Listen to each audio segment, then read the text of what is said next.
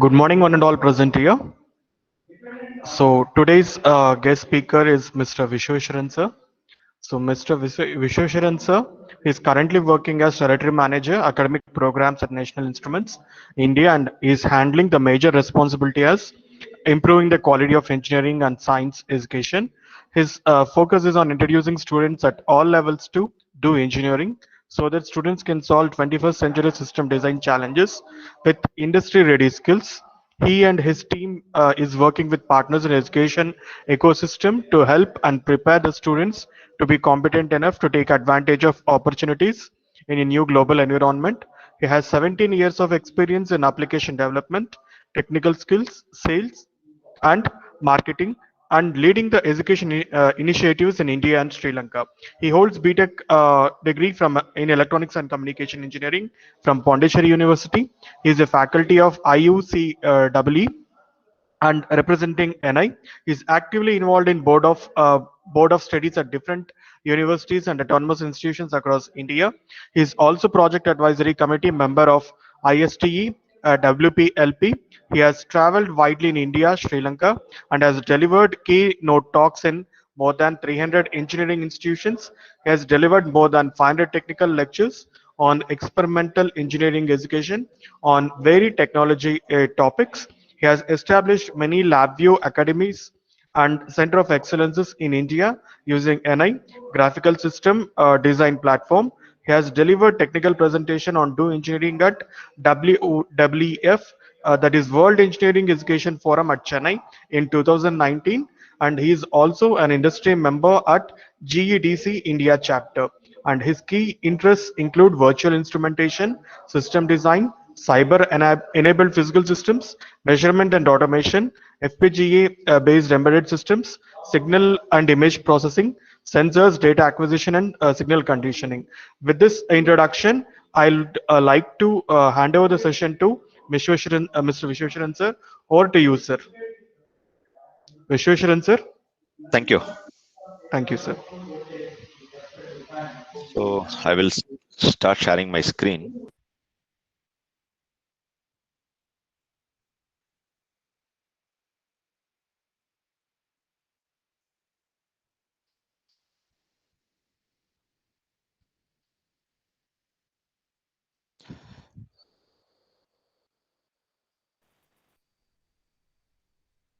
So you're able to see my screen? Yes, sir. It's visible, sir. Okay, great. Thank you so much for the invitation.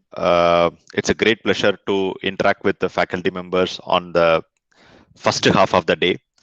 Uh, I sincerely appreciate the effort taken by Nagarjuna College of Engineering and Technology to host this short-term training program sponsored by AICTE, and this is the second slot of activity Nagarjuna College of Engineering is doing. I sincerely appreciate the faculty member who has shown interest to attend this 6 days faculty development program. I'm sure the day one by the experts was good understanding of what is this platform all about, and you might have been got some demonstration of software LabVIEW. So my name is Vishweshwaran. Thank you so much for giving a nice introduction. I work very closely with the education program at TNI. And today, the next 1.5 hours, till 11:10, my interest is to help you understand the platform called the graphical system design and how this platform can help you. You means the faculty member, in turn benefit your students, either undergraduate or postgraduate or a research scholar, to continue their learning in remote location.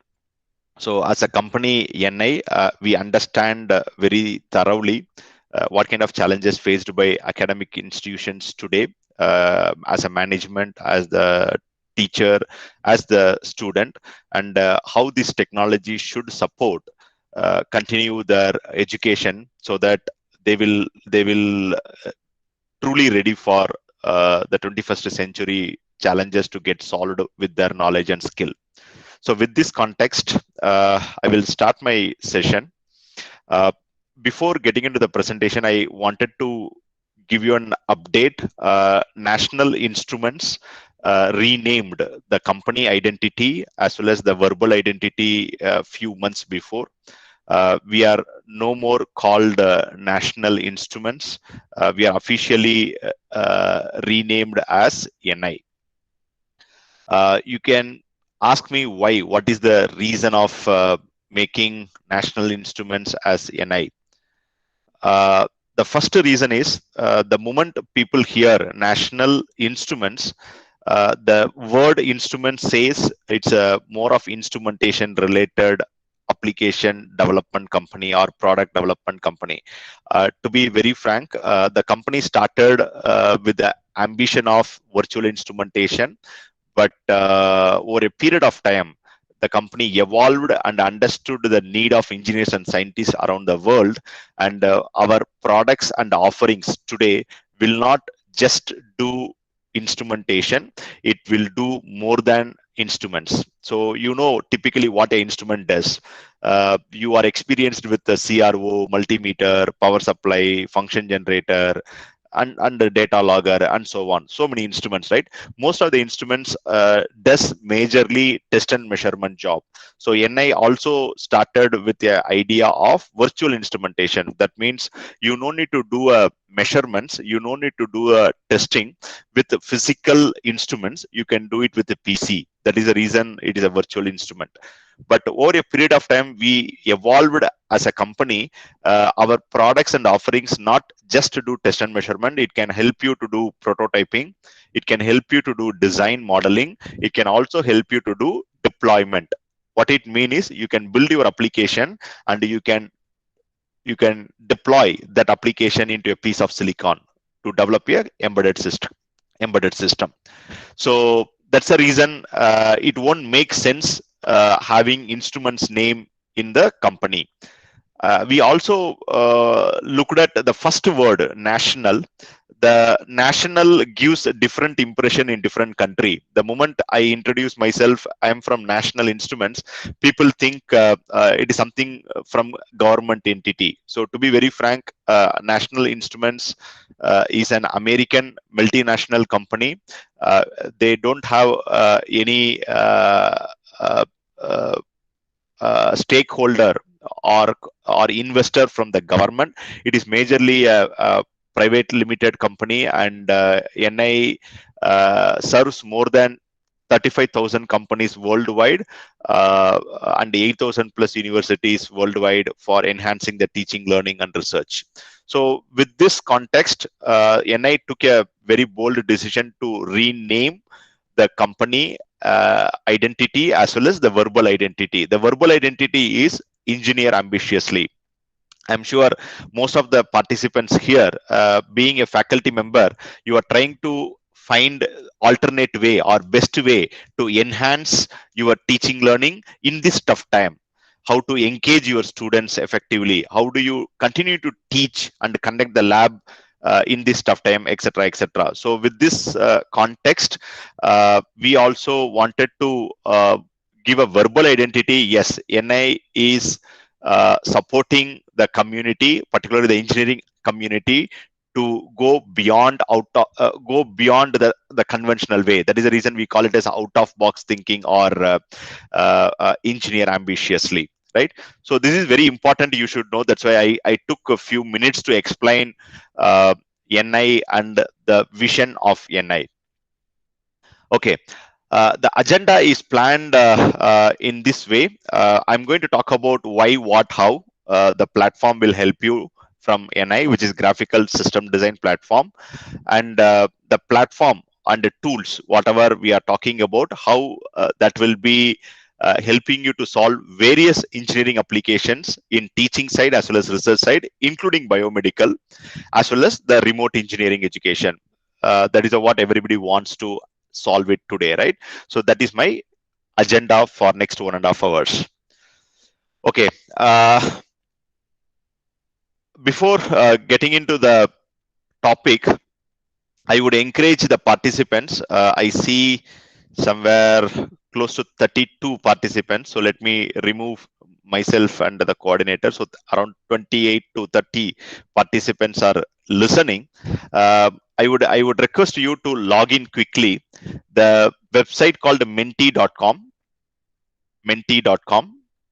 and it will ask you a password 3570377. 3570377. Can you participate in this poll and share your thoughts? 3570377 is the passcode, and the website is menti, menti.com, menti.com. The question is, what challenge you see in your online education? So I have given some option. If you find the answer which is not in this option, don't worry. Try to give which is closest as the second best option. You can give it. You can select. So I would encourage the participants quickly to log in. Menti.com, passcode 3570377, and the question is, what challenge do you see in your online education?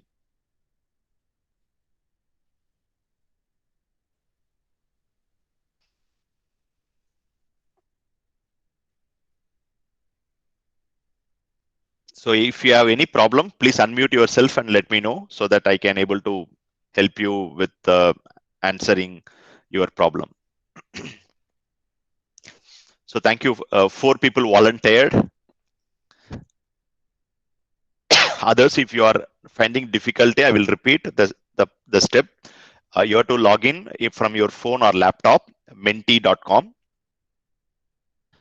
and the passcode is 3570377. So you have to choose which is closest, nearest your you see as a challenge in online education.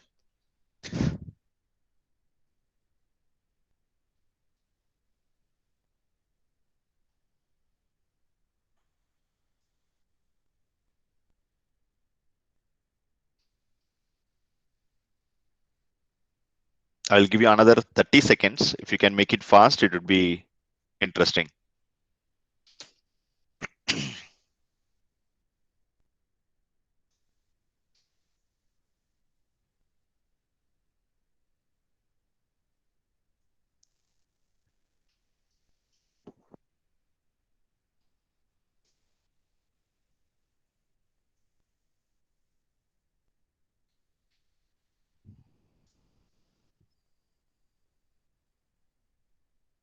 Okay, there are 2 responses, 8 responses, majorly in the 2 options.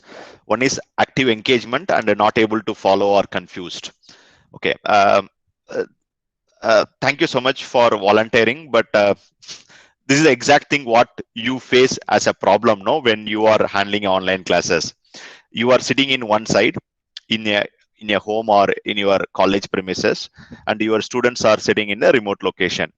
When you teach a subject for 40 minutes and you wanted to make it sure you're not talking to a monitor or a screen, you are talking to students. So you wanted to ask something and you wanted to hear back from the students so that you'll feel happy at the end of 40th minute. Yes, I'm not talking to machine or a device or a monitor, I'm talking to the student. So unless otherwise the students respond, and if you're not able to hear, you will not feel that you have done a good job on that particular hour. It is basically engagement, right? Because in the classroom itself, when we handle a class for 45 minutes, 50 minutes, we know what kind of challenges students face. And by looking at the students' eye contact, somehow we can able to understand, yes, students are able to follow, not able to follow, or we can ask some specific student, hey, stand up, repeat what I'm saying, etc., etc., so that the students will able to respond, and you will able to give a emphasize on some topic which you wanted to repeat or reiterate, right?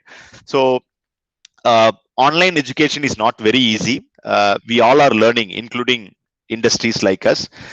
We are also learning together with you, and see how best we can able to engage the students so that they will not feel isolated, so that they will not feel like they are not able to follow, and we wanted to do the best. So with this context, I will take you to why piece of graphical system design platform. When I say why, that the graphical system design platform, why it is required. So I wanted to share a couple of things, what is happening around us, and then you can able to correlate. Yes, this is important. The first slide which I wanted to share it to you is the technology buzzwords which we are hearing very often in the form of forums, in the form of conferences, in the form of short-term training programs, etc., etc. I don't need to explain each and every technology which I listed here. You might be familiar. Human-machine interface, gaming as a technology introduced in some of the universities as a BTech program with specialization, IoT, Internet of Everything, Industrial Internet of Thing, quantum computing. I don't know how many of you familiar and heard this. It's a biggest research happening, including India. Government allocated somewhere close to 8,000 crore as a project for next 5 years to support the research in industry as well as academics. You heard about 5G. It is ready in some of the countries.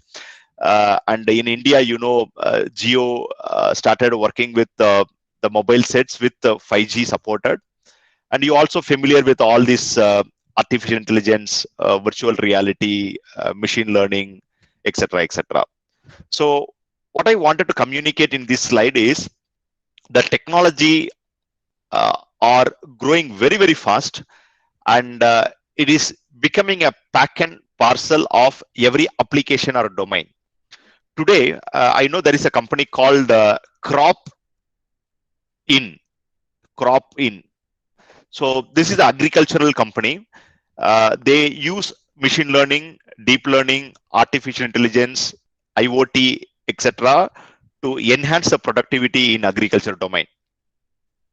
Similarly, a lot of pharmaceutical industries in Ahmedabad, in the testing of those tablets, they use technology to enhance their productivity and the testing sequences, or I will say computer vision as the application is the technology they will use it in their application or domain to automate their test and measurements. Similarly, how you are using mobile technology and the internet cloud-based technology to conduct the examination, conduct the classes, conduct the labs. The same way, these technologies are becoming very, very key component in every possible domain as well as application. So just to remember this as an input for this particular slide. Now let us go to the second slide, which is talking about education.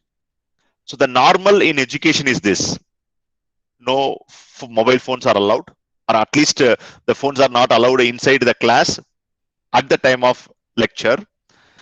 We know how to evaluate the students conducting the internal assessment exams or 3-hour, 2.5-hour exams, final exam. And students always go to teachers for clarifying any doubts, whatever they face.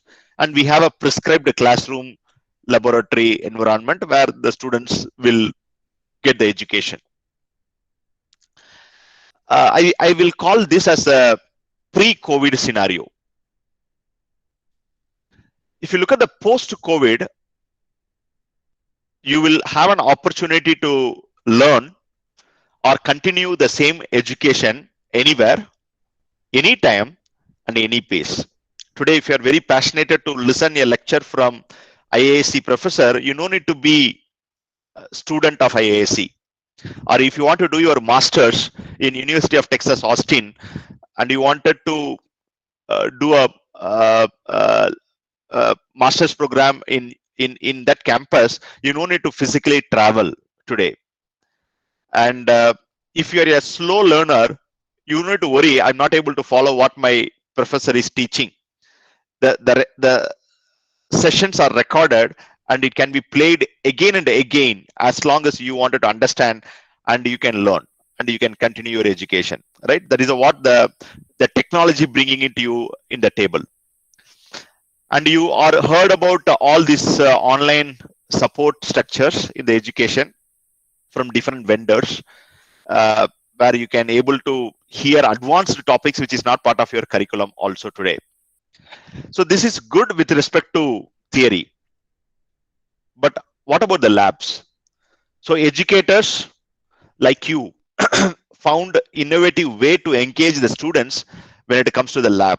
Because if you are from a science background or arts background college, the laboratory component is very, very minimum. It is not must also. But when you are doing engineering, the lab is very, very important, very critical. Unless otherwise you spend more time or you prepare your students to spend more time in the lab, the students will not understand the concepts. Otherwise, they will learn everything as a bookish knowledge and will not help them to solve the real problem in industry in future. So educators found some of the methods to engage the students. One of the method called virtual lab, the another method called remote lab, the another method called do it yourself or build your own device. So I'm going to give some more details about each of these options, how educators are helping the academic community to continue the education, including the laboratory in this tough time. So this is what happening in the evolution in the education side. Now look at the another slide. What for all these changes are happening and how it is important to me. It is very important for you being an educator, teacher, faculty, because unless otherwise you prepare the students with these skills and competencies, the companies will not get attracted to recruit your students. You cannot go with the explanation or excuse, sir, due to COVID, the last 9 months, the college did not run and the students could not able to learn anything in these 9 months. That is good story to say, but industries will not get motivated to buy that story, because at the end of the day, industries are worried about their productivity, profit, and business and sales. So unless otherwise you prepare the students with the skills required for the industry, they will not be employable. So these skills, not post-COVID skills. These are all the skills typically required, whether it is a post-COVID or pre-COVID. For example, good communication skill. Can you imagine a company who does not require a basic communication skill?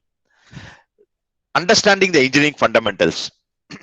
Today, you know, the number of students getting graduated every year as a engineer. I will not say engineer, engineering degree holder across India, but are they qualified with engineering? Engineer.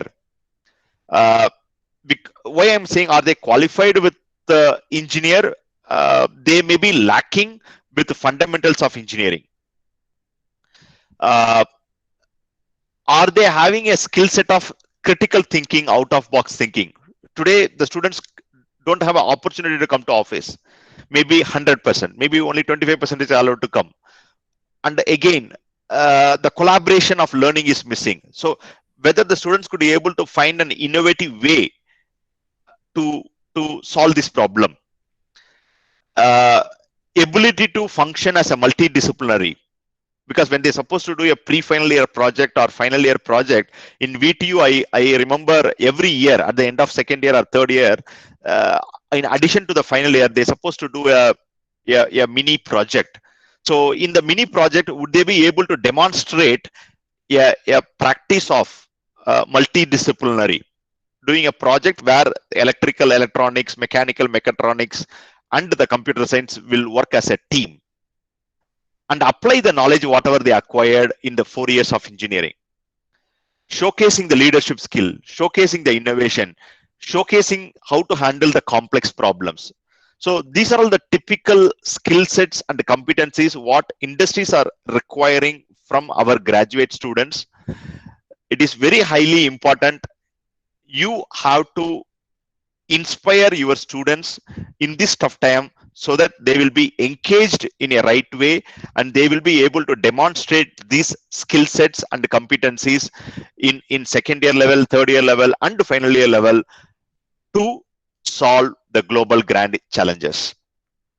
At the end of the day, why do we do all these things? Because these are all the challenges only solvable by engineers and scientists around the world. For example, it can be a better medicine, or it can be getting a clean water, or it can be a cyber security. Today, most of the things are digital. Even a 10 rupees purchase, whatever we are making, we are trying to do Google Pay, right? So how much secured these digital environments, making the urban infrastructure improved, not only rural, urban, right? Preventing from the nuclear terror and personalized learning. Today, do we have a right set of tools where we can engage the students personalized level? And do we have a right tools which will help our students or help us to do your research in a most innovative way, discovering new things faster?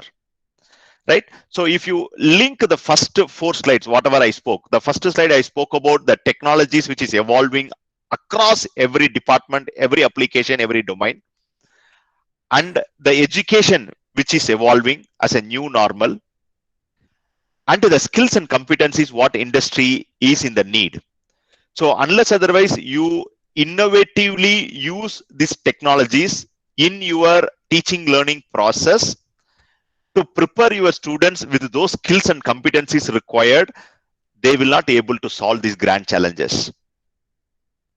So there is a very, very tight integration between the technology piece in the education piece and the skills and competencies which is required by the industry and the sustainable development goals of India or the global grand challenges of NAE. We are talking about Atmanirbhar, right? So unless otherwise you make your students ready to develop something themselves, make in India or made in India, skill India, right? Unless otherwise you prepare the students to that level, they cannot solve all these problems. So it is very important to know we have very limited time. As a researcher, we have 3 years or 5 years time. If you are doing a PhD, if you're an undergraduate student, you have 3.5 years time maximum, where you have to try to learn what you don't know. But in both the cases, the rate of discovery is important. You all limited with a specific amount of time. So in the specific amount of time, you have to showcase your industry required skills and competencies. You know the Nokia story, right? In the very, very early stage, whenever people talk about phone, they will talk about BPL headset as well as the Nokia phone. Because Nokia failed to adapt the technology and the requirements from the customer and consumer, they are not able to survive. That's the reason the smartphones like Samsung or Apple become very, very popular, because they understood what is the need from consumer level. And today, Apple wanted to release something before Samsung releases. Samsung wants to release something before Vivo releases. So the market is very, very competitive. So the point is, we all have a limited time. Unless otherwise you don't know how to capture the market at that right time, you will not be able to survive. It is not only for industry, it is for us also. If you are doing a PhD, if you are not able to use the time efficiently and complete your PhD in 3 to 3.5 years time, probably there are hundreds of thousands of people come with a PhD where your job will be cushioned. If you are already a PhD scholar, qualified with a PhD, unless otherwise you write proposal to the funding agency, unless otherwise you work closely with industry to take industrial consultancy problems and projects, your job will be a question mark or challengeable one, right? So it is very important, each one of us, industry as well as educator, we have to work together and prepare the next generation students so that they will be innovative.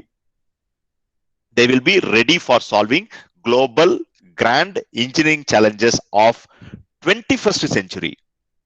We are not talking about next 2-year problem or 5-year problem. We are talking about next 100-year problem, which is listed as a global grand engineering challenge. I will pause for a second. I saw some chat message. Let me see. Okay, you are introducing. Okay, thank you. If you have any questions at this point of time, please unmute yourself and ask. If you don't have questions, I will continue the presentation and then I will pass it after a few minutes. Okay, so now you would have been understood why the platform is required, why we have to adapt, why we have to be resilient, right? Now, as an industry, my job is not to blame you and tell you, hey, you are not preparing a right students with the right skills and competencies. I'm here to tell you how you can prepare it. Because unless otherwise you prepare the right students, we will not get the right engineers, right? So I'm going to help you with a few experiences which I acquired interacting with the educators like you globally. Most of the educators are believing, almost 98% of the educators are believing the best practice of learning engineering is doing. Because the other two methods of engineering is hearing and seeing. If you continue to teach whatever you are teaching in 40-50 minutes, where your students are just hearing, there is a very high probability the students will forget because they are listening. It is very, very difficult to get attention of your students sitting in remote location. At the same time, in your class, for example, if you are teaching a sampling theorem in your signal systems course, or you are teaching electrical machines in your AC DC machines in the electrical machines course, and if you are demonstrating that concept where the students are able to see some extent, then what will happen? They will remember. Because you are showing animation, so you are allowing the students to visualize. At the same time, if you prepare your students, where whatever you are teaching, he or she will do it themselves in a simulation level or in the hardware level or simulation with the hardware level, then what will happen? They will understand. They will not forget. So you may be thinking how it is possible in this pandemic situation. The students are some corner, we are here, and how do we do it? Yes, that is what I'm trying to help you with. Online education, which is practiced globally. When I'm saying education, I'm not talking about theory. Because you are not arts and science faculty. You are an engineering faculty. And your students are engineering students. And your students are going to solve the next generation challenges. In that context, the lab is very important. So when I'm saying education, it is lab plus theory. Particularly when I'm saying education, it is not the subject. I don't want to restrict myself. Education is a signal system lab and signal system theory. Education is collaborative learning. Education is critical thinking. Education is applying the knowledge, whatever you are giving it to the students in 3.5 years' time. Education is multidisciplinary thinking, right? That is what I'm referring as education.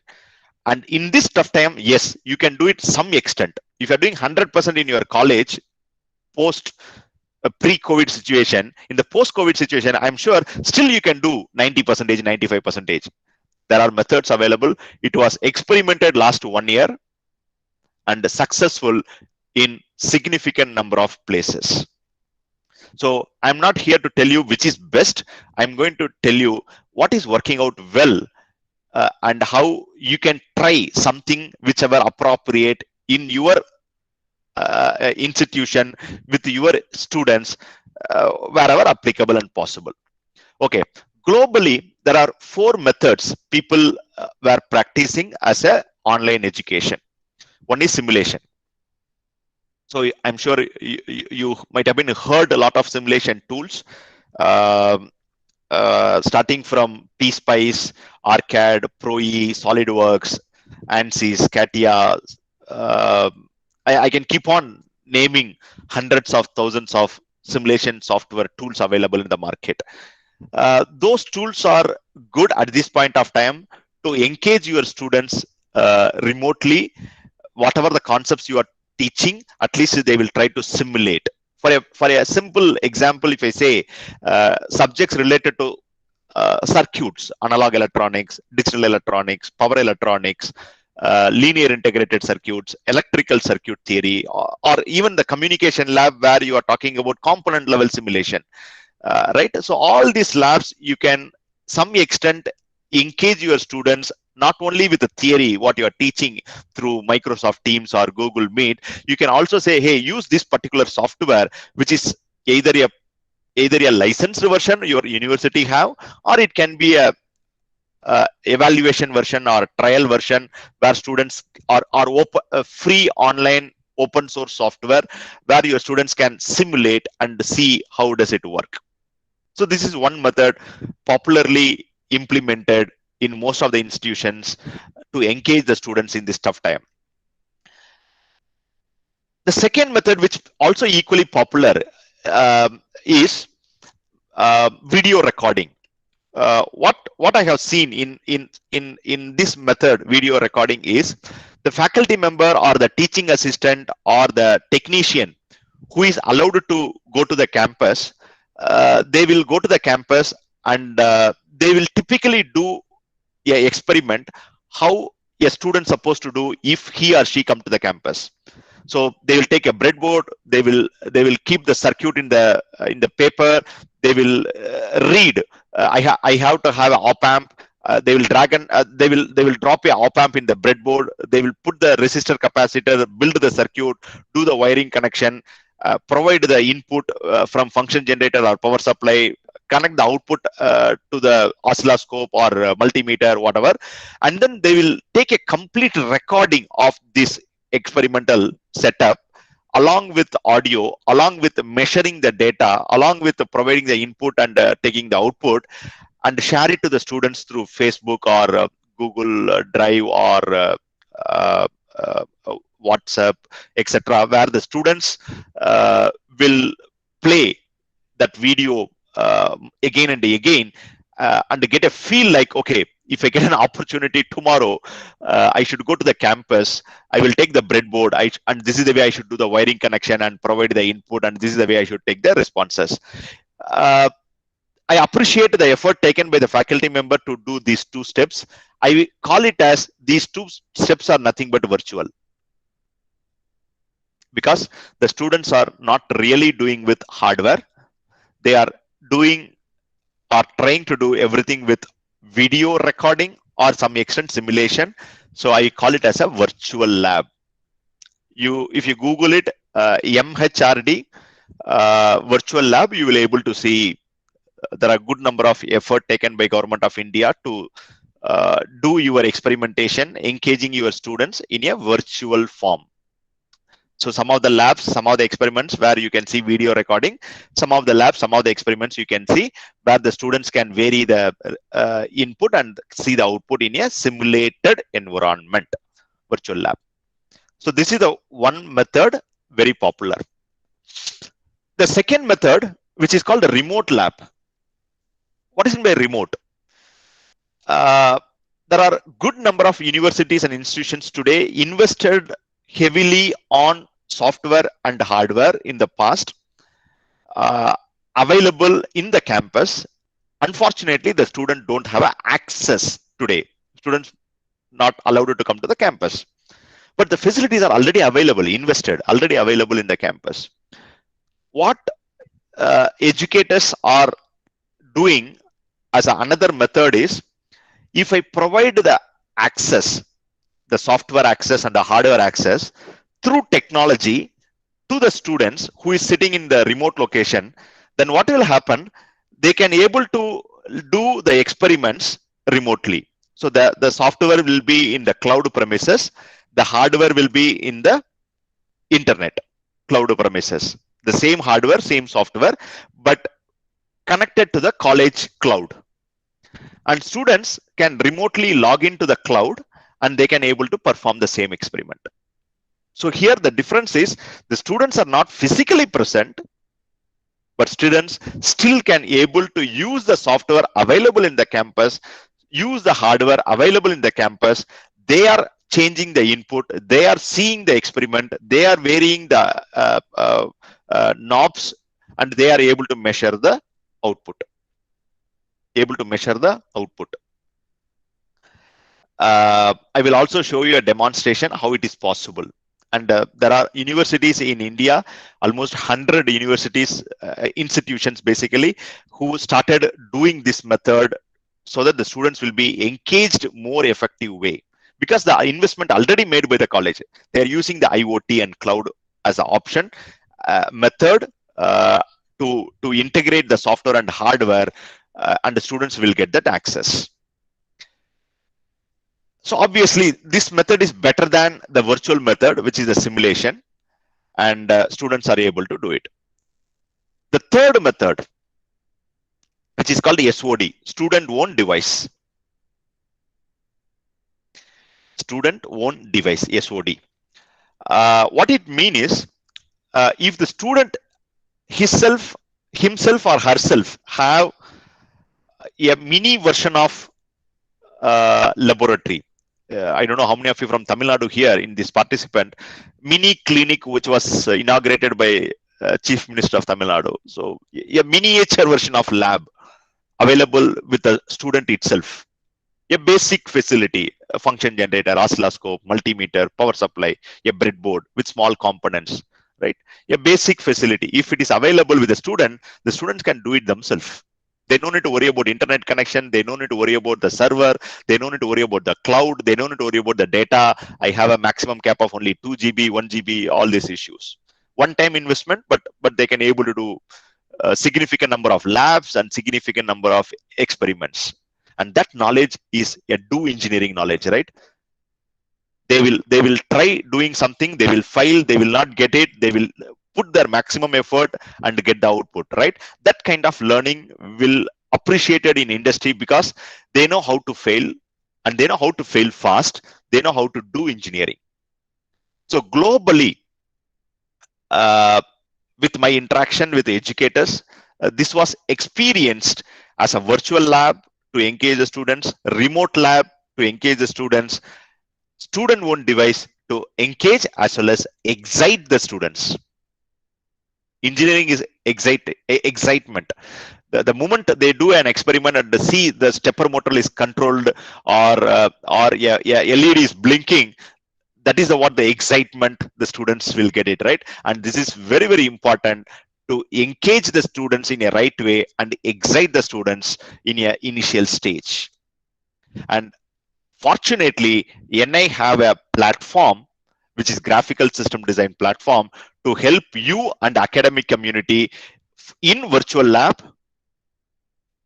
in remote lab, and the student-owned device lab. SOS is the virtual lab, student-owned software. Remote lab, where the hardware will be in the campus, the students will get access remotely through internet or cloud. Student-owned device. So I'm going to talk about each of these little bit detailedly, and I will also try to show you a demonstration wherever appropriate so that you will get a understanding how you can really engage your students in this tough time. So let me go one by one. Student-owned software. So from NI, we have a software package called LabVIEW, and the LabVIEW comes with all these tools. So these tools will help you to do IoT lab, modulation lab, which is communication lab, advanced signal processing lab, and MATLAB interface is also possible in LabVIEW, filter design, control systems lab, image processing lab, dynamics lab, machine learning lab, electrical power systems lab, power electronics lab, PLC SCADA lab. Even you can work on an embedded lab if you wanted to integrate with the analog devices or Blackfin processor or Raspberry Pis, etc., Arduino boards, etc., with this software itself. So this is a package. I call it as a LabVIEW package. We call it as a student-owned software, SOS. Student-owned software. And this software students can buy as a semester model, 6 months I can buy, or I can buy for 1 year. And I can do these experiments, I can do projects, whatever I want to do, I can do it with this software. There is another package called Multisim. This is a separate package, which is basically for circuit simulations. So what you can do with this Multisim student-owned software package and LabVIEW student-owned software package. With Multisim, you can able to perform all these labs. Anything related to component level simulation. With the LabVIEW software package, you can able to perform all other labs. Signal processing, communication, controls, IoT, machine learning, measurements, electrical power systems, power measurements, etc., etc., etc. So I'm going to demonstrate, if somebody quite interested to know what is the cost, if a student want to buy a software of LabVIEW package or Multisim package or both the package for 6 months, what is the cost, 1 year, what is the cost? I will share anyway my email ID. You can send a mail to me. I can share with you what is the cost. I will quickly demonstrate now these two software package. One is a Multisim, the other one is a LabVIEW. So I'm going to use the website. It is called a Multisim Live. You can see it is a web page, multisim.com. This is a login I should make. It's a free login. You can create your own profile and then use that username and login, and then you can able to get connected. So this environment where you no need to install the Multisim software in your laptop. Even you can use your mobile phone to build circuit. For example, I used the web page Multisim Live. I'm going to create a circuit. Before creating a circuit, I will show you the libraries which is available so that you can able to relate what are all the labs, what are all the experiments you can able to perform. So you have source. All the source instruments are available. AC, DC sources. You have a passive components. You have analog components. You have diodes, transistors. You have indicators. You have switches, and so on, including the logical digital logic gates.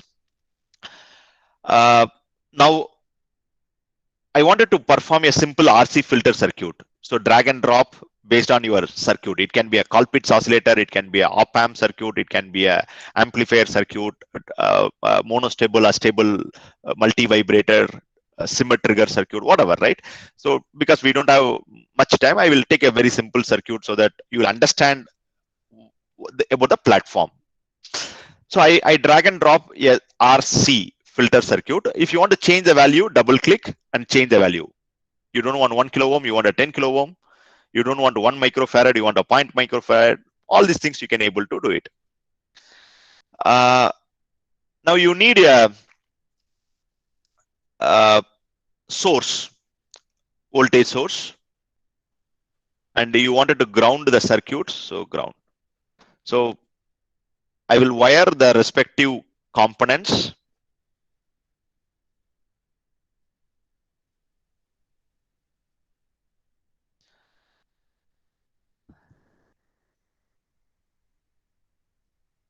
And then I will wire these two terminals and circuit to be grounded.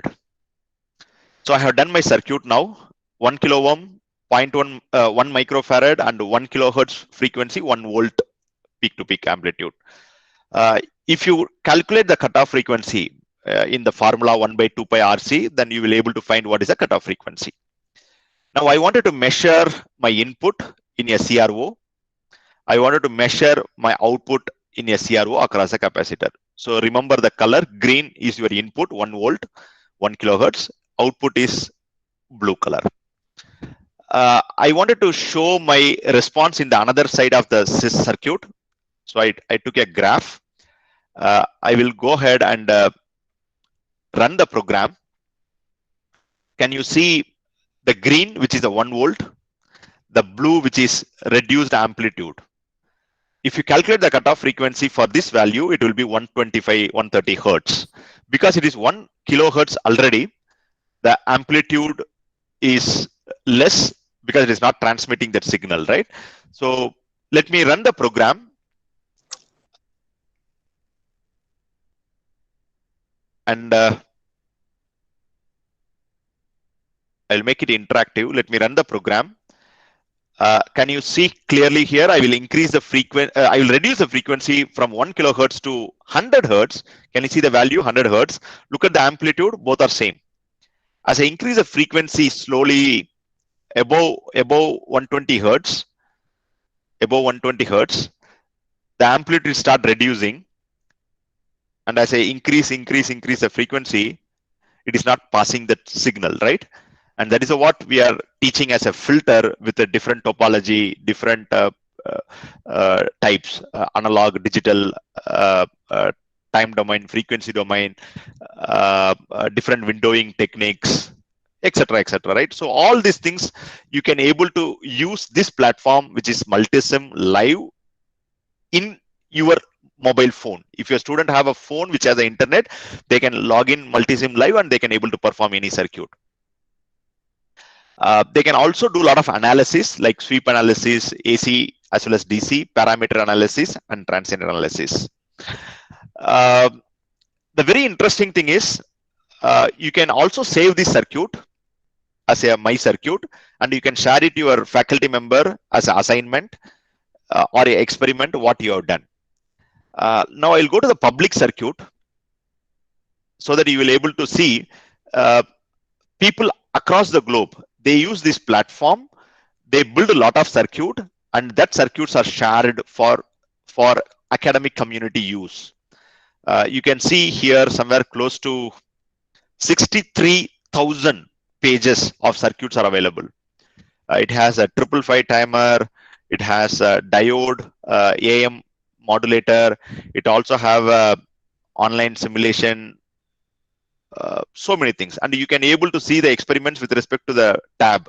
If you're interested to know about SCR based circuits or amplifiers or power supply rectifiers, digital circuits, you can choose those. And these circuits are accessible to you also. For example, I opened a digital to unlock circuit developed by somebody I don't know 1 year before. I can open that circuit and still I can run the circuit and see how the circuit was built and what all the components they have used, and I can able to run it and see the response of the circuit also. Right? So this is one of the very, very popular platform adopted by educators around the world to teach courses like electrical circuit, electronic circuit, analog, digital, power electronics, and linear integrated circuits, etc., etc. Another very important point I wanted to give you here is this environment is available as a premium as well as free. Suppose your students or faculty wanted to explore this platform, it is freely available. But obviously, when something is free, it will not be 100% featured. It will come with limitations. For example, component per circuit maximum you can use it only 25. Or number of simulations you can able to perform is maximum 4. So something like that you have a limitation. But I'm sure it is good to start with giving this exposure to your students so that they will try to do 50% of their lab or 70% of their lab with this. And then, as I mentioned earlier, the students can buy a software for 6 months or 1 year as a premium access where they will get all the features. Okay. This is a one platform as a student owned software for Multisim package. The second platform is LabVIEW. I don't know how many of you familiar with LabVIEW, but I'm sure my partner Manimaran, he has done a good job explaining to you on the first day, I believe, about the LabVIEW environment, right? So I will show you one important feature because already you have seen that environment. I don't want to waste much time. The LabVIEW is a platform which can be completely graphical or it can be a hybrid. When I say hybrid, you can bring your MATLAB code inside the LabVIEW. That is what I meant. How do you do it? I'll show you an example.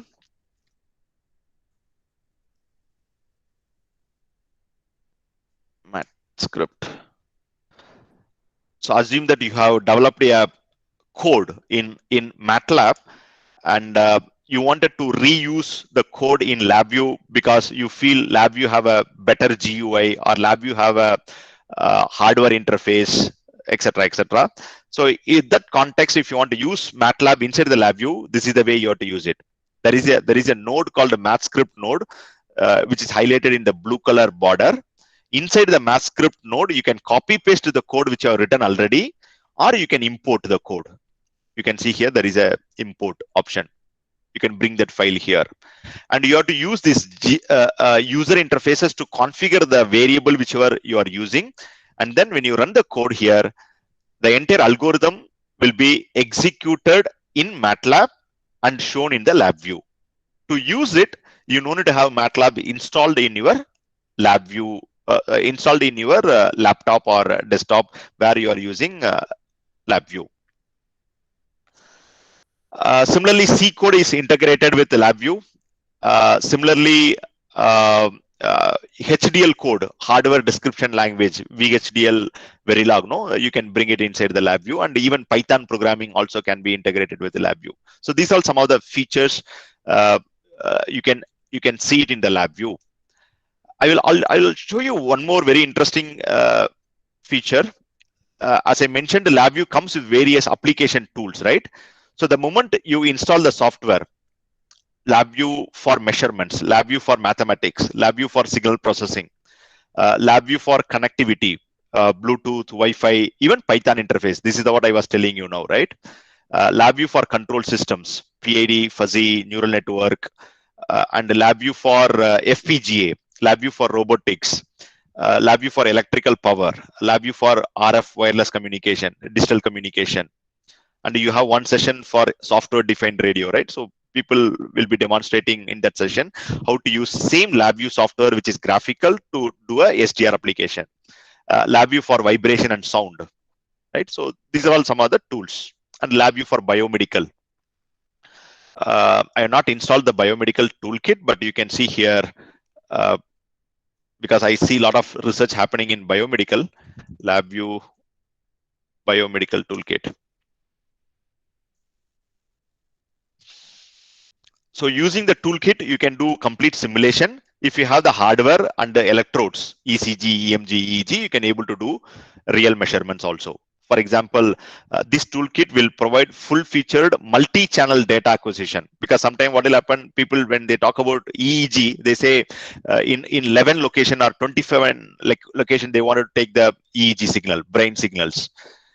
Similarly, the library includes algorithm for EEG, EMG, ECG, even image reconstruction, and this is integrated with the NI hardware also possible if you have the electrodes. Okay, so this is with respect to the software. Now let us talk about hardware. So there are more number of hardware from NI which can be connected to cloud and controlled by the students. I will talk about one specific hardware from NI called Elvis.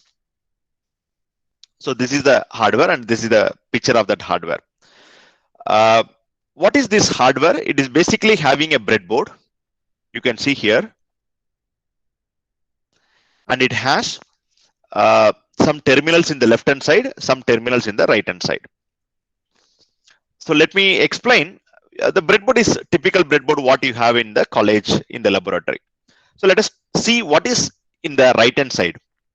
It has a 4-channel oscilloscope. You can see here, channel 1, channel 2, channel 1, channel 2, channel 3, channel 4, 4-channel oscilloscope. And you have a 2-channel function generator, channel 1, channel 2. And you have a IV analyzer, which is basically a voltage current analyzer. If you want to do a diode characteristics, or you want to do a transistor characteristics, right? So IV analyzer. You also have a logic analyzer and pattern generator. You also have a variable power supply. You also have a digital multimeter. So that means including a Bode plotter. That means when you do a experiment in a electronics lab, typically you need all these instruments, right? individually. So all these instruments are integrated and available for you as part of this hardware Elvis 3. That is the first benefit you will get it here. The left hand side of Elvis, it has analog input, it has analog output, it has digital input output. How many channel? 16 channel, 4 channel and 40 channel. It also have a power supply plus 15, minus 15, 5 volts. For example, assume that you want to do a op-amp experiment where you need a plus 15 and minus 15 in your 4th pin and 7th pin. So what you will do, you will develop the circuit here, and you will use the power supply terminal appropriately, and you will test your circuit. And you also have audio input output, you have a potentiometer, you have switches, LEDs, buttons, etc., etc. So the right side, you have set of instruments. In the left hand side, you have set of features. And in the middle, you have a breadboard. And the bottom of the breadboard, you also have a embedded processor, which is Zinc 7020 FPGA with ARM Cortex-9 processor. And how do you program this device? If you like LabVIEW graphical programming, yes, LabVIEW. If you like C or Python, you can able to program it. So this is the feature available in this particular Elvis hardware. And this hardware can be in your college, and your students can remotely access this hardware. So how do they do it? So I will show you a video recording of that remote access, and then we will see if time permits. You can also log in, and then you can use the device from your place, accessing the hardware which is in my office. So first, what we will do, we will encourage our students to do simulation in the Multisim Live software, which you have seen earlier. And then you will use this NI Elvis hardware, and then you will ask your students to develop the circuit like this. So can you see here? So Elvis hardware, you have a circuit. It can be any circuit, right? And you are connected the oscilloscope terminal appropriately. You are connected the function generator terminal appropriately. And then you will be running the experiment, and you will be measuring the responses. So how does it work? Can you able to see here? There is something called measurement live. Here I called or read the file which I didn't, which I have done as an experiment in the simulation Multisim Live. That is the reason the blue color data is plotted already, because that is a simulation result. Now what I'm going to do, I'm going to do a real experiment, and you can able to see it is plotting in the real time now. So the students will get the benefit of doing simulation in Multisim Live, doing a real experiment in NI Elvis, and then comparing the simulation result and the real time result without any problem. Still in the remote location, still sitting in the remote location. I can able to set the value, what is the start frequency I wanted to give for my circuit, what is the stop frequency. I can see the video streaming of my experiment. Everything is possible remotely. Okay, the third method, obviously in the second method, you need a decent internet connection. In the college side as well as student side, you need a cloud interface, all this stuff, right? You need this facility also. If your college don't have this facility, obviously that is another challenge. The third method is, let me buy my own lab, student owned device. Today you see significant number of students have laptops, significant number of students have a smartphone. The same way, if I want to become a good engineer, let me also have a decent lab in my home. So NI provides 3 hardware which is most commonly useful for engineering. One is called the My RIO, My DAQ DAC, Analog Discovery AD. These are the 3 hardware. You can find more details in the website also. How this hardware will be helpful? My DAQ is basically a data acquisition hardware. RIO is a reconfigurable input output hardware. AD is the virtual instrumentation hardware. I will give you details about this hardware first. MyDAC. You can see here the MyDAC have a power supply, analog input output and digital input output. It has audio input output. It has a multimeter. It has plug-in instruments like function generator, scope, arbitrary waveform generator, etc. How this hardware will be helpful to you and your students? This is the way their students can use. If the students have this device, if the students have a breadboard with the circuit rigged, they can connect the function generator, they can connect the oscilloscope, they can connect the multimeter appropriately as per the circuit need, and this device will be connected to computer through USB port, and they can able to visualize all the results.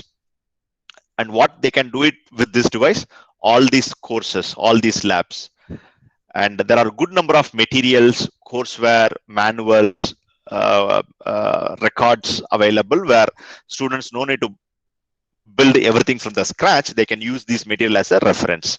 It can be a signals and systems lab. It can be any circuit related lab, even the sensor interface and projects, etc. Why do they need all this? It is needed because if we really wanted to prepare our students to solve the global grand challenges, and the students wants to work in industries like Qualcomm or AMS, or industries like medical, or industries like automotive, or industries like aerospace, the do engineering is very, very important.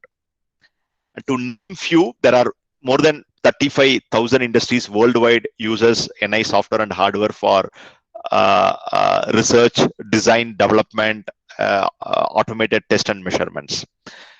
Similarly, universities around the world, more than 8,000 universities today, they use NI software and hardware for teaching as well as lab and research.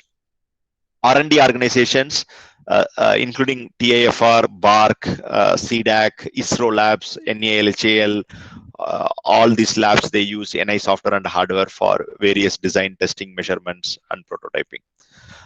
It is important to prepare our students ready for work from home, learn from home, do it yourself culture, so that they will not get excuse with how do I continue my engineering? I wasted 9 months of time because I'm not able to go to campus, I'm not able to go to the lab. That should not happen, because these platforms will help our students to engage more efficiently and effectively in this tough time, so that they will not feel isolated, they will not feel they are not engaged, they are not able to follow. These platforms will help you to do online education. This platform will help you to do remote education. This platform will help you to continue their education in a efficient, effective way. So I will pause here.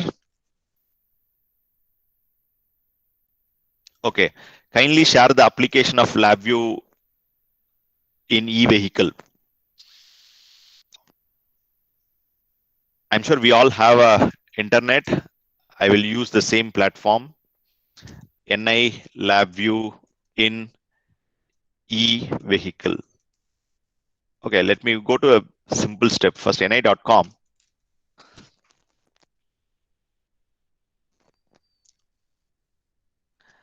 And then show you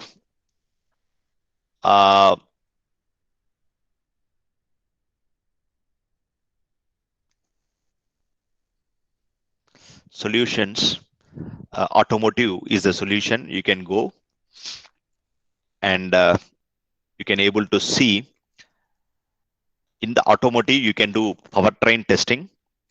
ADAS, I don't know how many of you are familiar. ADAS is nothing but advanced driver assistive system. Today we are talking about Google car, right? Autonomous vehicle. So they wanted to do a lot of algorithm development and testing that algorithm. How does it work in a autonomous way, including radar, lidar, image fusion, and so on. Similarly, end of line testing, And infotainment testing. Today, if you take any hardware, any car that comes with a lot of information and entertainment. It has a Bluetooth, it has a Wi-Fi, it has a GPS, GSM, it has audio, video, so many things. How do you test all this? Right? Infotainment test. HAL testing. Today we are talking about hybrid vehicle, right? Electric vehicle and diesel vehicle, right? So how do you control or have a combination of these hybrid and data management analytics? Today, most of our system requires data as the critical component, right? So based on your interest on automotive area, you can able to choose. And there is a very good research book available. Automotive research handbook is available. You can click here and download, and you can able to get a lot of research what people are doing in Renault, Nissan, Brakes India, Tata Motors, Visteon, Honeywell, HCL, all the including Ather Electric. I'm sure you might have been seen the advertisement in the television. Ather, a two-wheeler electric vehicle, was completely tested and measured using NI software and hardware platforms. Okay, this is very specifically on e-vehicle side because one of the participant asked this, but it is not limited to automotive, right? That is also you should know. When you go to the solution page, semiconductor domain, aerospace defense domain, energy. We are talking about smart grid. You are talking about microgrid. You are talking about green engineering, right? So all these things were possible in this domain of energy. Electronics, which is typically automated testing and measurements, and academic research. In the academic research, you can also explore. Okay, before that, there are few more domain.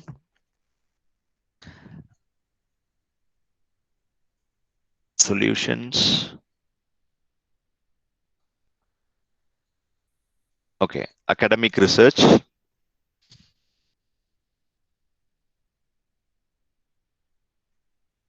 Sorry. Solutions, academic research. So in the academic research, you can see large-scale experimental setup like big physics, control robotics, mechatronics, measurement and instrumentation, wireless communication, and circuits. For example, if you're interested to know about RF wireless communication, yes, you can go here and see software-defined radio hardware platforms. So rethinking the wireless communications. You can see how students build their first Wi-Fi SSID decoder. That is algorithm, right? The coding. Teaching resources for wireless communication. Suppose if you're a teacher of analog communication, digital communication, you can see how you can teach different coding techniques, different modulation techniques using the software-defined radio hardware from NI. If you're actively working on 5G research, 5G communication research, you can also download the research handbook, and then you can able to explore. So these are the platforms, and you have a courseware available, Introduction to Communication. So if you click here, you will able to get details about those. For example, let me show you one example so that you will understand better. So Introduction to Communication teaching. So the moment you click this Introduction to Communication,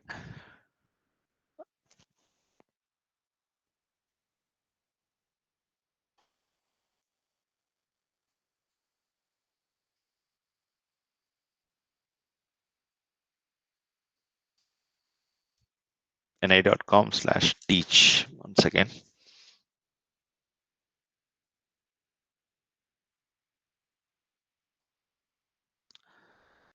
So browse all and wireless communication, introductory to communication system. Okay. So this introductory to communication system, you can see it comes with 10-12 laboratory experiments. For example, amplitude modulation, frequency division multiplexing, image rejection, double sideband suppressed carrier, ASK, FSK, BPSK, equalization, etc. So these are the 12 sample experiments comes with this course material.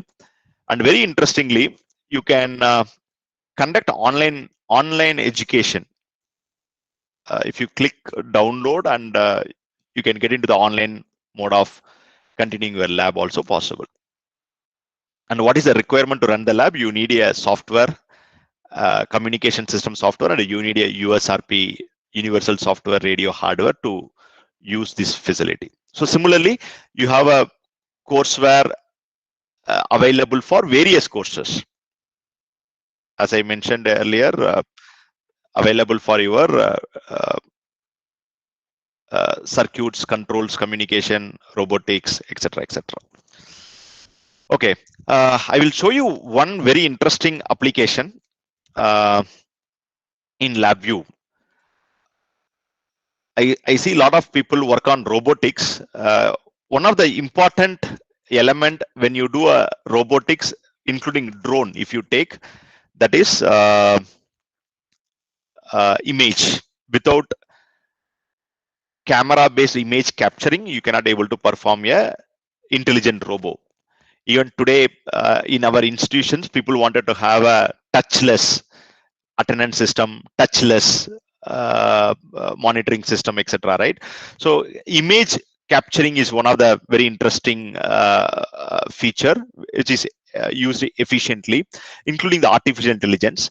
NI has a tool which is called Vision, NI Vision, where you can able to do lot of things in that platform. For example, let me take one of the biomedical image. So this is the image I have taken from the stored location, and I wanted to do a lot of analysis and how this Vision toolbox will help me to do. So here you can see there are tabs where I can able to perform a lot of analysis: histogram, line profile, measure, 3D view. For this image, let us say I want to see a 3D view. In MATLAB or C code, yes, you can able to perform, but you have to write pages of code to do this 3D view. Here, clicking few buttons, I can able to perform that analysis. Similarly, filtering. Assume that I have an image. I wanted to apply a filter technique to enhance the image features. So here you can see there are edge reduction, there are thresholding, there are convolutional highlights. Can you see the difference between the first image and second image? In the left hand side image is the original image. The right hand side image you can see more sharpened because I applied a filtering technique called convolution, highlight the details. Then what will happen? That step got added here as a step 1 as a flow chart. I wanted to apply, let us take thresholding to differentiate the background and the object. So you can see I wanted to apply a manual thresholding or some specific algorithm like entropy, or what type of action you want to do. You want to apply the thresholding for dark objects, or you want to apply thresholding for bright objects. You can choose those options, and then you can see the respective response here, and that get added as a step 3. I want to do some filtering where I wanted to remove the small particles. So there is an option called particle filter. So on what basis you wanted to remove a specific object? I can say I wanted to remove the particles which has dimension of 0 to 0.1. So what will happen if I keep only those particles? There is no qualified particle in that range. So I will keep 0.7. I will keep 1.7. Okay, all the images are showing 1.1. So can you see very few particles are filtered based on this algorithm? Please don't worry about what is this guy is trying to do? I'm trying to show you there is a platform available in LabVIEW called NI Vision, where you can able to build your application step by step using a flowchart method with the available algorithms, and then you can able to customize those algorithms by transferring this code into a C code in the C language. For example, if you're very serious about building something in C, where you know how to write a algorithm in C, then convert whatever you developed in C here and then add your own algorithm there. So now I'll show you the same program, whatever you have developed in LabVIEW as a code. Can you see? This is algorithm. We applied the filter, we applied the manual thresholding, we also applied the particle filter, right? So all are available as a converted code in C programming language. Or if you wanted to convert whatever you have done in this environment as a LabVIEW code, you can see create a LabVIEW code. This is also LabVIEW code, but it's a script where you don't have a provision to add your own algorithm in MATLAB or writing in equations, right? So this is a platform where you can able to use to complete your 60%, 70% of the work and then convert it into LabVIEW code. And you also have a performance meter where you can able to understand how much time each of these algorithm took. Suppose you have hundreds of image and you wanted to see how much time or average of how much time it took to run a particle filter algorithm, right? So all these were possible. So in a simple form, what I can say, any application which you wanted to perform in an image processing domain, vision domain, it can be a robotics, it can be a biomedical, or it can be a pharmaceutical, or it can be a consumer product. You can consider using NI Vision as a platform, and you can able to work in a simulated environment if you have those files, or if you have the camera connected to your system, then you can capture the real world image and you can able to perform. To make you understand with one more example, so this is one of the project done by a first year student as a complete autonomous system. So if you look at this video, it has a kinematics, it has a control system, it has a robotics, it has a signal and image processing, sensor integration, and embedded in a deployable target. So this was possible because the right software and hardware, which has a seamless integration, was used so that the student could be able to focus on building something very interesting like this, rather than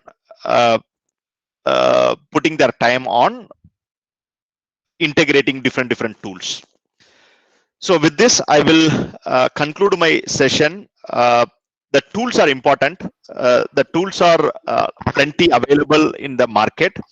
I am sure you might have been heard from me demonstration of Multisim and LabVIEW software, and one of the toolbox called Vision. And it is very important to choose the right tool, and that right tool should help you more innovative and discover things faster. So I'm not here to tell you which is the right method. The remote lab may be a right method, or student owned device may be a right method, or virtual lab is a right method, because we all are learning together, and our focus is to prepare our students ready for tomorrow. Probably we should find a hybrid method which will make win-win for all the stakeholders, educator, faculty, student, and the industry, and focus on innovation rather than implementation. So with this, I will thank the entire team who has given me the opportunity to talk in front of you today, and share some of the best practices happening around the world in the remote education system using software and hardware. So I will write my email ID and this is my mobile number. You can WhatsApp me or SMS me. May I know the cost of the hardware kit? Yeah. You can send me a mail to this ID, vishweshwaran.j@gmail.com and 9986028517. So please send me a mail, SMS me. I will able to connect you with the right partner so that they can able to give you the pricing details. So I will keep it open for questions. If you have any question, I would be happy to answer. Good morning, sir. It was a great Morning, sir. session. So I think all the participants were enjoyed. So I have a question, sir. So Yes, sir. I think you have multi-sim software, no? NI multi-sim software, which is very nice software, which is available online. Yeah. Likewise, you have any other software which is going to be work in Google Chrome? Okay. For which application, sir? Multisim is Like meant for a circuit-based application. circuit-based application like communication and all. So like LabVIEW application.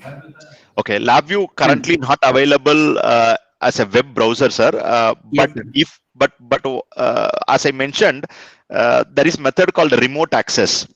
So if the college, respective college has LabVIEW licensed version, that license can be put into the college server or Okay. cloud, and students can access that software remotely in the browser mode. That is possible. Okay. Any support for research, sir? Like tool supports, like you have multiple tools with you, like NI has multiple tools.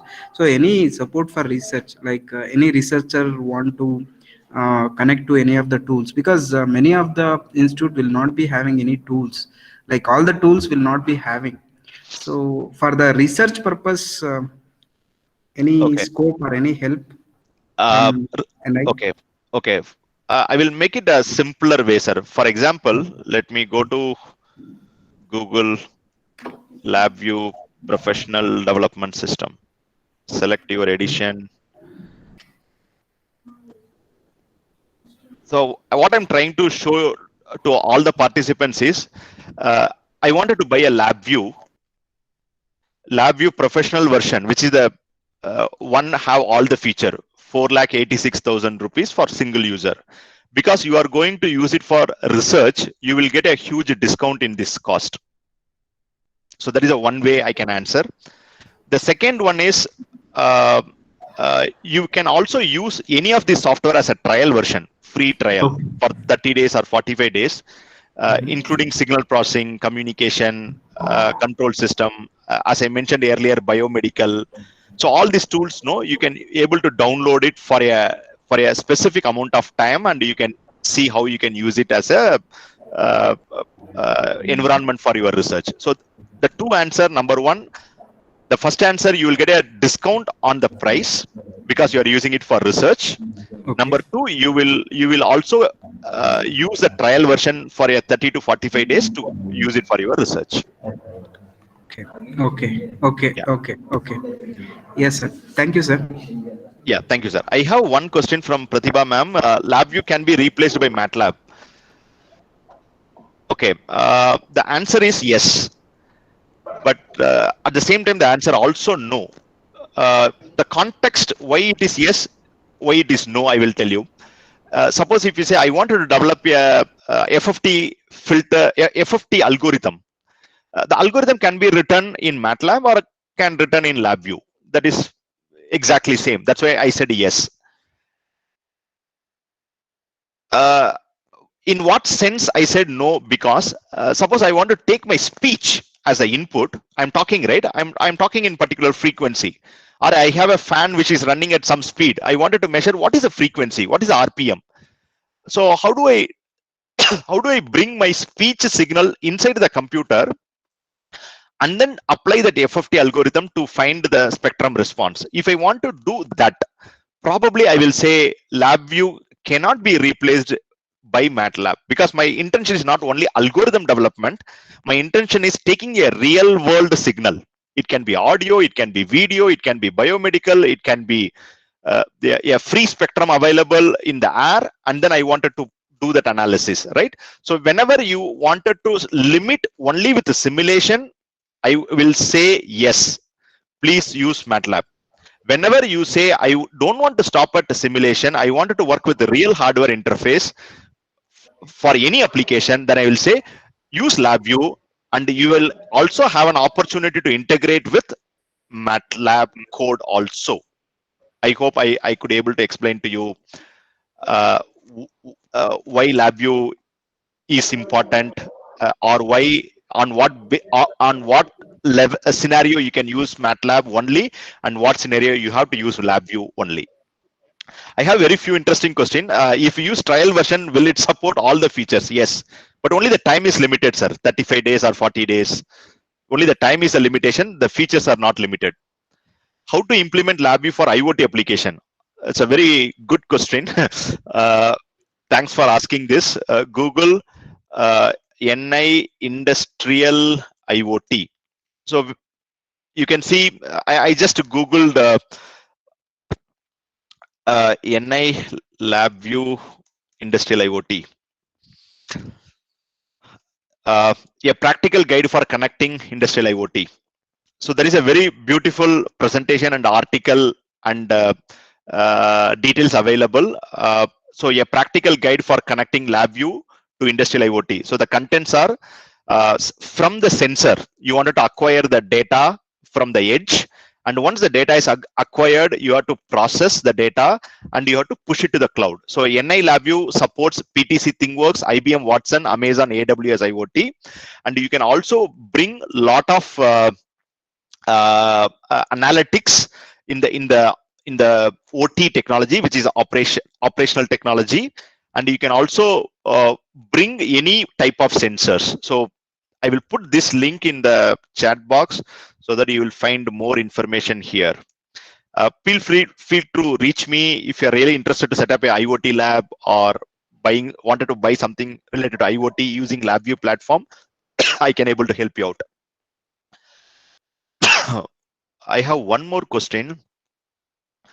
Sir, can we use simulation of sensors for temperature, pressure? Yeah, it is very much possible. See, the moment you use LabVIEW, I will open LabVIEW. There are two options. I can take my speech and then I can apply to this signal processing function, which is called FFT. This is FFT algorithm. Okay.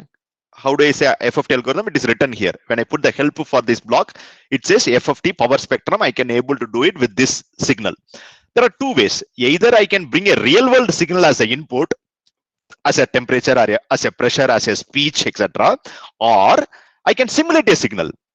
How do I simulate? Signal processing, waveform generation, basic function generator.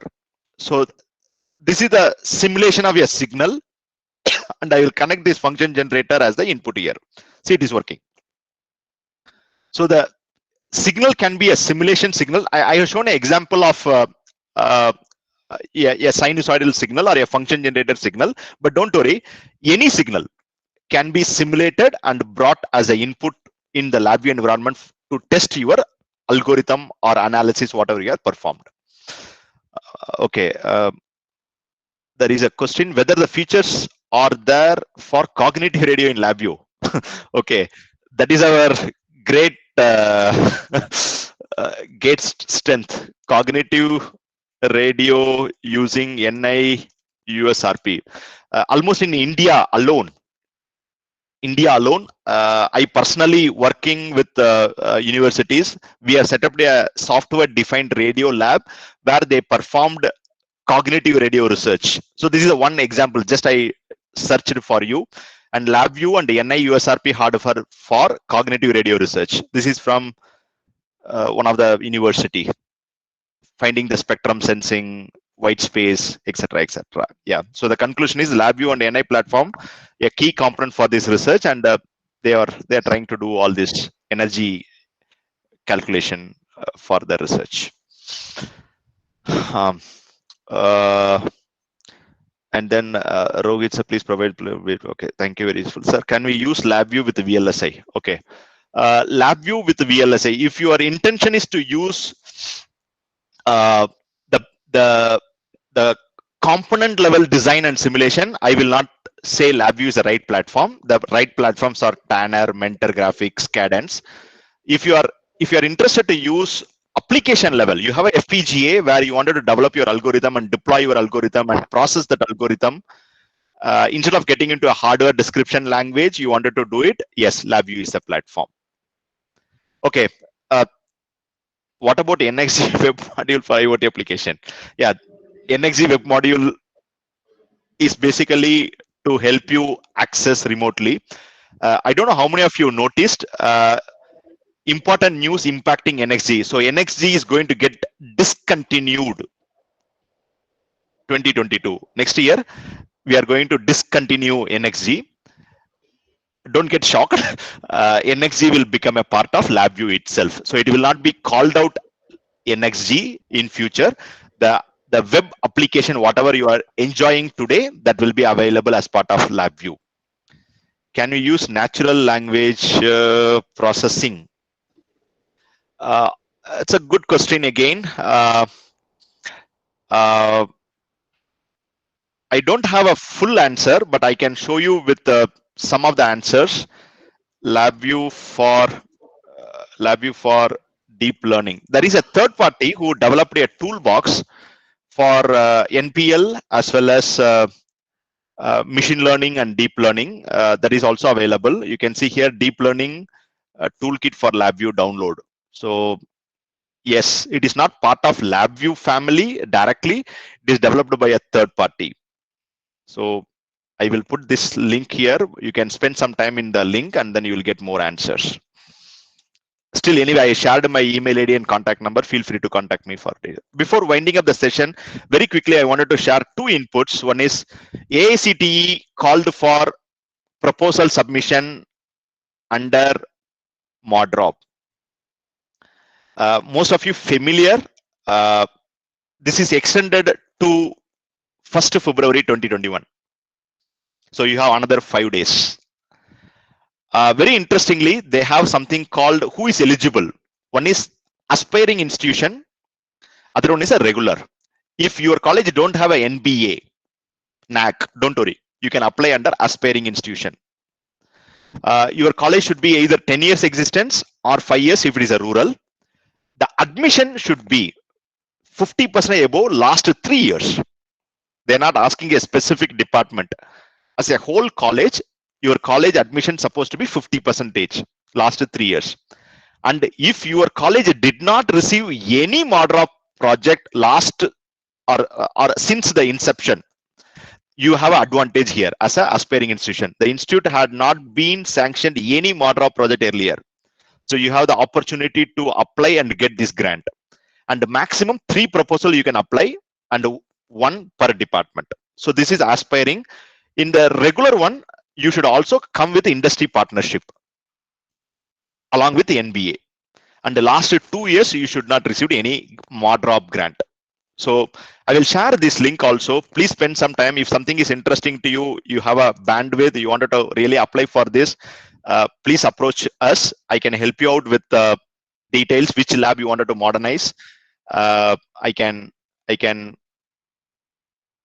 help you out in writing that justification so that you may be attempting to get that grant. One more announcement. There is another call for proposal called Idea Lab. I don't know how many of you familiar and heard this. This is a very, very new scheme, Idea Lab, which is the idea development, evaluation and application. The last date again, 1st February. The total budget is 1.1 crore they are willing to give. I don't want to give you more information at this point of time. Please spend some time in the link, Googling it. The moment you see something is interesting, your college is qualified, please approach me. I can try my level best by providing the necessary information to apply. So thank you so much for your time and patience. And I hope the session was useful to collaboratively prepare our students to solve the 21st century challenges with the platform of NI. Thank you. Thank you, Vishweshwaran sir. Thank you for presentation, Thank sir. you. Yeah. Okay. Dear participants, the second session will start at 11:30. So all of you are requested to join back at 11:30. Fine, sir. Thank you. I'll take a leave then. Thank you, sir. Thank you, sir. Thank you. Thank you for Thank spending you, your sir. valuable Thank you time. for joining the session. It is a valuable session, sir. Thank you so much. Thank you, sir. Bye.